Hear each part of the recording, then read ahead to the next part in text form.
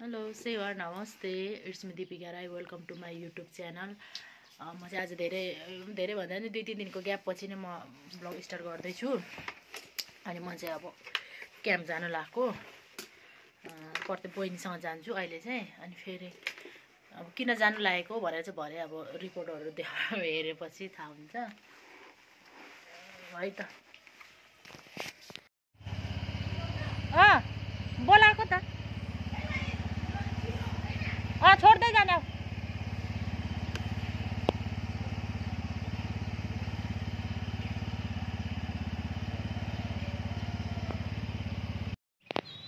घरिघरि क्याम्प आइरहनु पाएको छौ होइन, मैले गर्दा। गाह्रो छ नि हामीलाई। बिरामी भएको बिरामी पनि सिकिस्तै चाहिँ होइन, तर रोग चाहिँ टन्नै छ मसँग। सिकिस्ता पनि के होइन भन्नु, घरि नघरि अपरेसन पर्छ।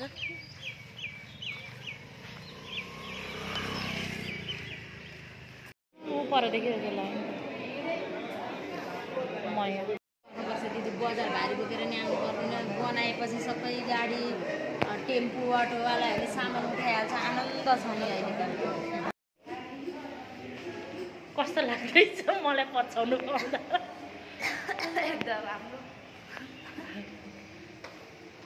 टोकनै दिएन नि जान्छ होइन, यो यही अरे भन्छ भरे अब फेरि भएन दिएन। लाप्पा खेल्नुपर्छ ल, बल लगाएर बेसरी टाइम छ तर। टोका उयोको लाइन क्या, पुर्जीको लाइन। हस्पिटल आउनुपर्छ। हेर गाई छु यति दुःख पाउँछ नि। मलाई चाहिँ फेरि यो हस्पिटल आएपछि नि वक लाग्छ के भएको। म चाहिँ अब क्याम्प पुगेर पुर्जी लाइन बसेर पुर्जी काटेर टोकन लिएर घर आउँदा पनि जस्तो छोडेको त्यस्तै छ। छोरी भएको काम लागेन क्या, तेरा पटाइराख्नु पर्छ नि त।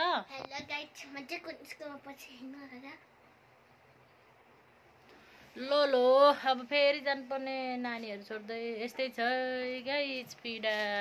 किनभने यो चाहिँ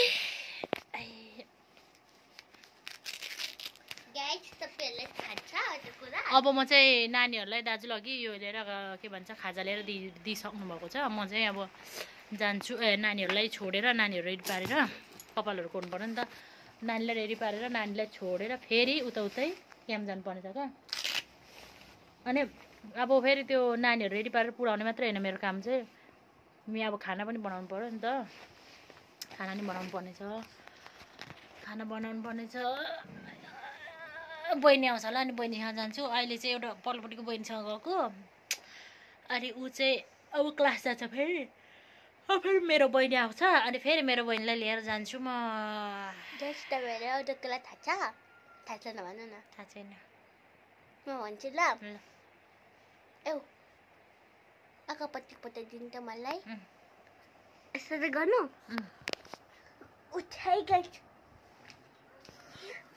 हेर्नु मसँग गुड ह्याबिट र ब्याड ह्याबिट पनि छ। दिदीले मेरो बानीलाई ठिक पार्नु सक्छ कि बा? अनि म चाहिँ मनबाट स्कुल पढ्छु है त है।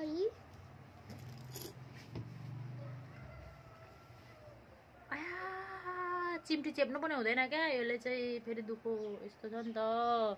यो त अहिले अलिक सोझिएको, यो चाहिँ अहिले अलिक सोझिएको। भरे त झन् आमामा कस्तो हुन्छ भने नि, राति त यस्तो गुड गर्नु नि यस्तो हुन्छ। यस्तै भइरहन्छ क्या। अनि यसलाई चाहिँ आज गर्नु। म चाहिँ किचनमा आएको छु होइन। अनि अब चाहिँ म खानाहरू बनाउँछु कि छिटै हुन्छ हौ। मुना खाना नबनाइ जाऊँ कि फेरि यिनीहरू पुऱ्याउँदै। गाह्रो छ नि मलाई, सबैलाई हेर्नु पर्दैछ क्या। कि दाजुलाई मुना दाजुलाई एउटा भाउजू ल्याउनु भन्नुपर्छ होला हौ। त्यसको भाग पनि काम गर्दा गर्दा हुन्छ होला। म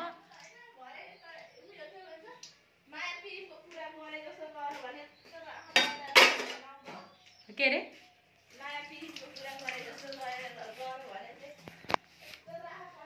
सिधै खुकुरी हानेको आँखा पल्टाइराख्छ है।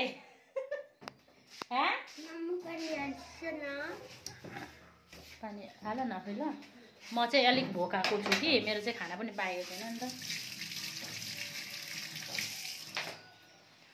अब स्याउटो त यो आपतमा भ्लग त नबनाउँदा हुने हो आज चाहिँ बनाइदिउँ भनेर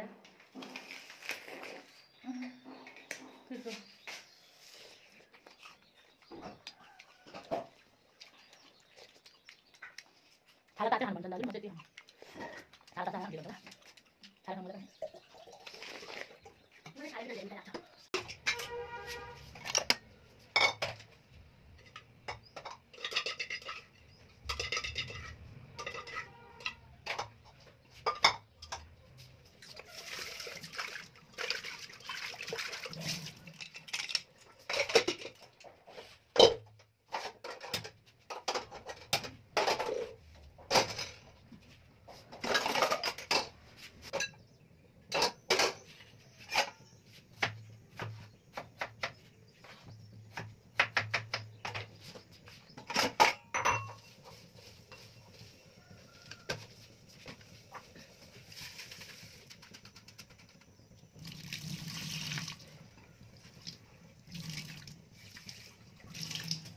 यति हतार हुन्छ कि अब गुन्द्रुक पनि कुकरमा पकाउनु पर्ने हुन्छ हतारले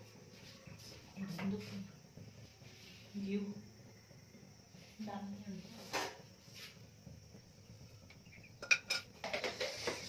गुन्द्रुक र घिउको कम्बिनेसन त यस्तो मिल्छ कि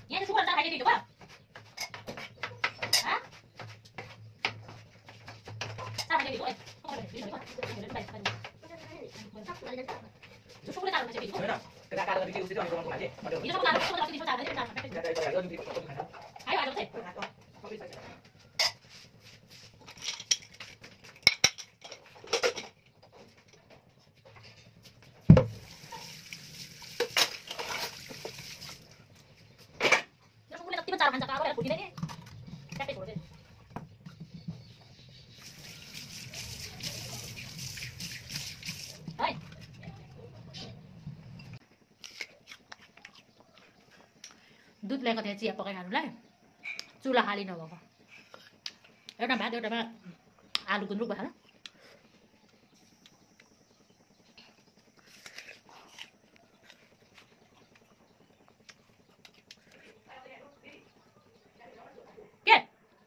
के भयो ला के बिचोकेर किनेर कहाँ पो थियो त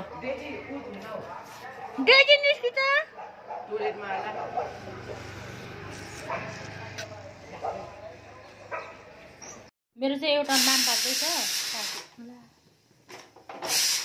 छिटो भएर आज कस्तो सिटी लाग्यो अनि एउटामा गुन्द्रुक पाक्दैछ अनि म चाहिँ अब फोन चार्ज गर्छु अनि फोन चार्ज गरिन्जेल चाहिँ म अब के गर्छु भने नानीको कपाल सफा गर्छु नानीलाई रेडी पारेर नानी स्कुल छोड्छु अनि आएर चाहिँ म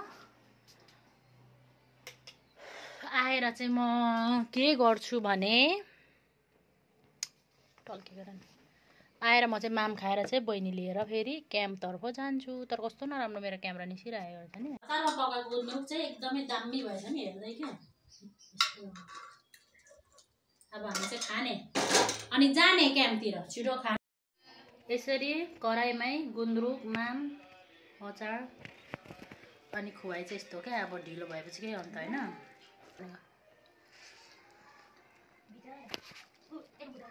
पुरी छैन पुलिसबाटै परेको होला यो होइन। पुलिसबाट बिर्सन पाउँदैन शान्ति दिनु पर्छ।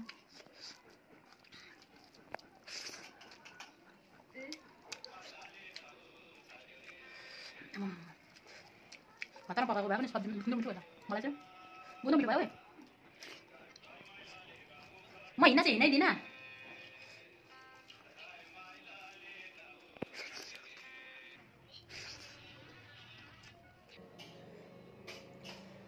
टमाटर र धनियाँको अचार। अब हिँड्यो जागिरतिर है त। के जुत्ता लाउँछ?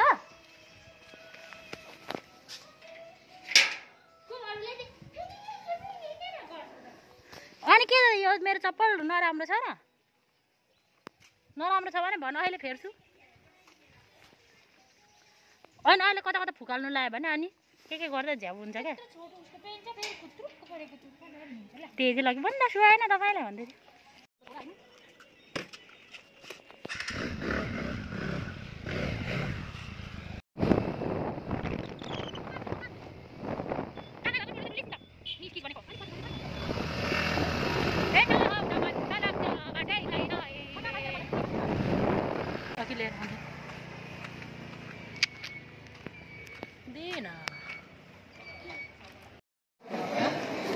पालो नआएर अब हिँडेको पालो फेरि पालो जाने। किन बस्नु त यहाँ? अब 1 घन्टा पो बाँकी छ त। म त सुत्नु मन लागिसक्यो। घरमै सुत्दैन त उठ्दैन।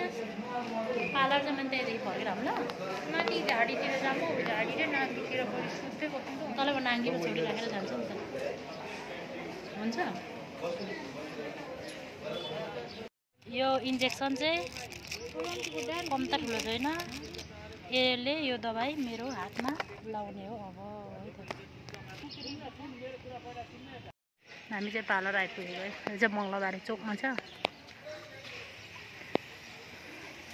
कहाँ हिँडेको? चोरेर खाएको नि हामी नि। ओइ खावा न पहिला फ्यास गरिरहेको हिजोको कोसेलीको टुक्रा यो चाहिँ यसो गरेको थिएँ कि हिजो।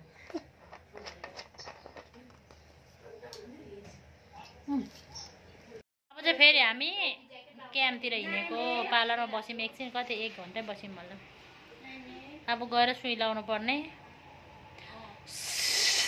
फेरिन्छ होला भन्ने लागिरहेछ मलाई है। गाइचो अब हिँडेको फेरि। अब दिनको पालो। मेरो चाहिँ यस्तो बनाइदियो हात होइन। यस्तो दुखेको छ कि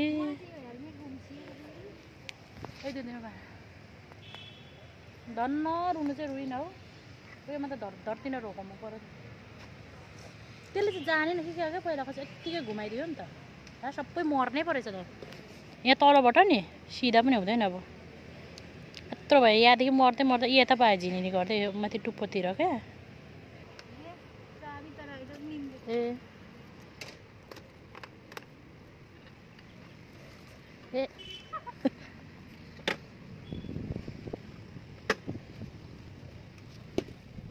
निकाल चाहिँ बस्नु होइन उपर बाइङ मात्रै हुन्छ जस्तो। लड्यो भने के भन्छ काठमाडौँको राइडरलाई दिएको त झन् हुँदैन क्या। तर यो अग्लो भएर चाहिँ के चाहिँ जान्ला कि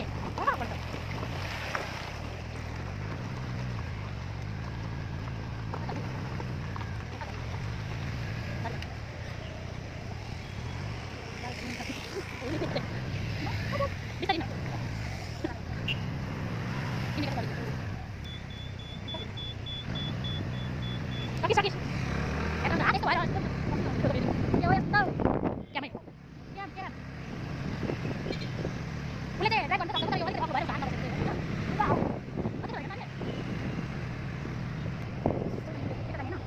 इन्डिकेटर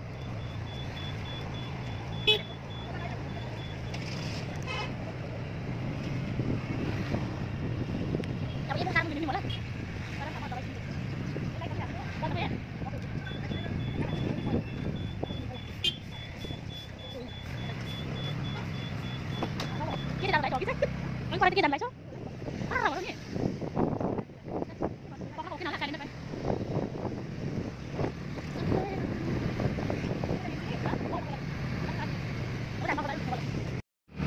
कान्छी दिदीले कुदाउँछन् नि तेर्सोमा त घाटा घुल्टुकमा चाहिँ के ठोकाए अब दाइलाई लुकाउने कुरै छैन नि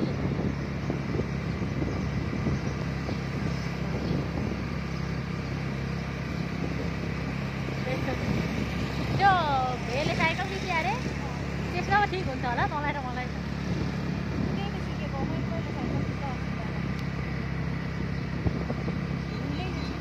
म त साइकल त इप्रण र उयोहरूले नि के अरे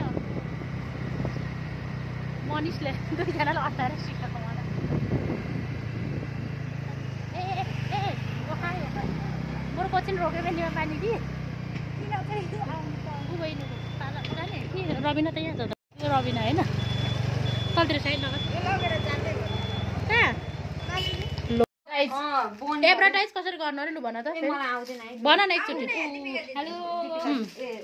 भन रबिनालाई पनि मेरो ब्लगमा स्वागत छ उसलाई चाहिँ अघि भनेको क्या सन्ध्यालाई कस्तो धन्यवाद तपाईलाई पनि मेरो ब्लगमा स्वागत छ मैले यो लिइसके अब एउटा मन पर्यो मेरो अनर यता देखा मलाई कस्तो राम्रै देखिएको छ भन्ने कुरो सुन्दैछु त के यो सत्य हो असत्य हो नि हो सत्य हो हजुरले भनेको सत्य हो भन न एउटा भरे दाजुले बास दिँदैन र यहाँ चाहिँ हाम्रो नयाँ सामान झरेको छ होइन म त आएकै छुइनँ ए बजुको मलाई एउटा लगाइदिए त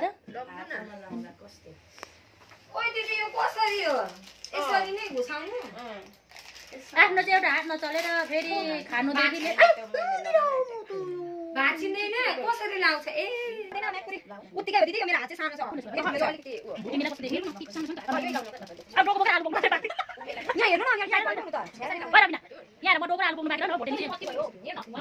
हामी चाहिँ क्याम्पदेखि मङ्गलबारे गएर सुँगुरलाई घाँस ल्याउँदै आएको के गर्दैछ राते जाँठा आमा खोर सकिसी छ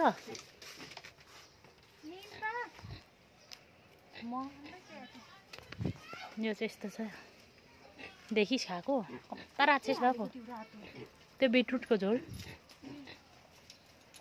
चाले के गर्दै यो इप्रण यति छोडिराखेको छ यसले खाएछ सिनिक चारो जस्तै खाएन नि 2 दिन सुँगुरहरू चाहिँ यस्तो भइसकेको छ यसरी घाँसहरू किनेर दिनुपर्छ है कति छिटो 100 रुपियाँको घाँस हो यो चाहिँ हो धरान भानुचोक यो घन्टाघर हो धरानको घन्टाघर त्यस्तो चाहिँ हुँदैन ल यताबाट चाहिँ भोटेपुल जानु मिल्छ हो नि भोटेपुल जाने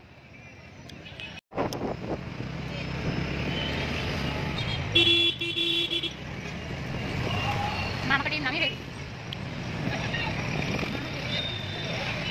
बस पार्क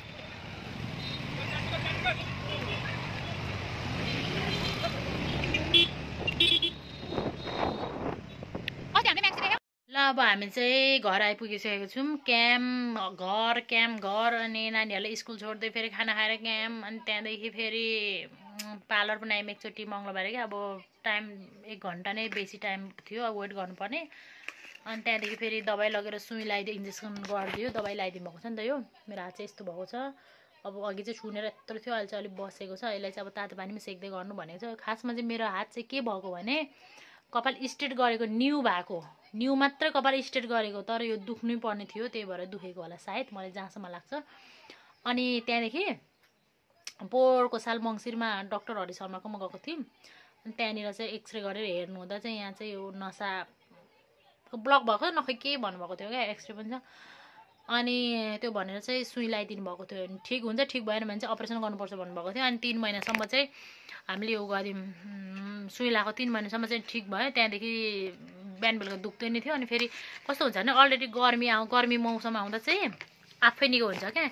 अनि जाडोमा चाहिँ एकदमै गाह्रो हुने। अनि मैले चाहिँ सही नै राखेँ, किनभने अब त्यो धेरैजनाको टिकटकमा पनि देखेँ, यो नसामा सुई लाउँदा चाहिँ हड्डीमा परेछ अनि भनेर यो औँलै चल्नु छोड्यो भन्ने त्यस्तोहरू मैले भिडियोहरू देखेको थिएँ।